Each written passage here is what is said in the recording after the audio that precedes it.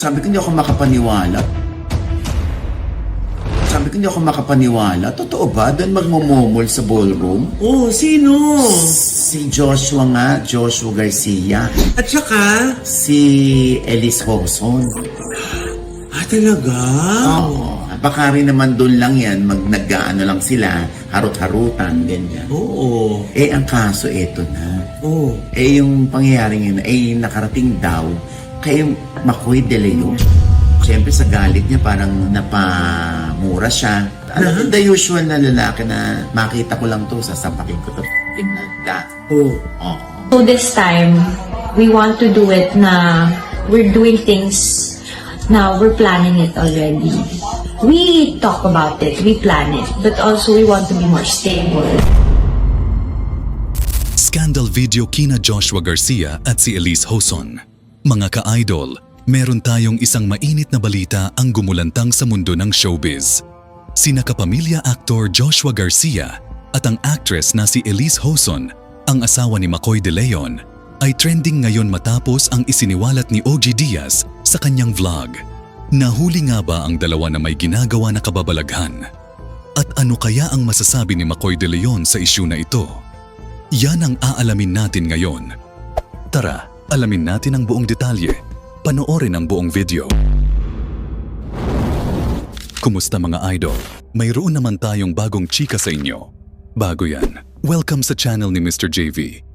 Kamakailan lang, pumutok ang mga balita ni na Elise Hoson at Joshua Garcia tungkol sa kanilang scandal video.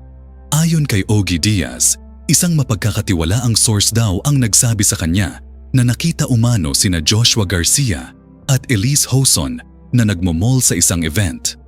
Ang salitang momol ay slang na ibig sabihin ay make out. Sa Star Magical Christmas 2024 daw, nangyari ang insidente. Ayon pa kay Ogie, mahirap daw paniwalaan na sa ballroom pa ito ginawa.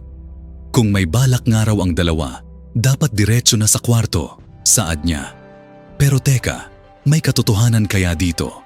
Ayon sa mga balita, sobrang nagalit si Makoy De Leon nang makarating sa kanya ang isyong ito. Ayon sa kwento ni Ogie, di umano'y may banta pa si Makoy laban kay Joshua Garcia. Makita ko lang yan, sasapakin ko yan.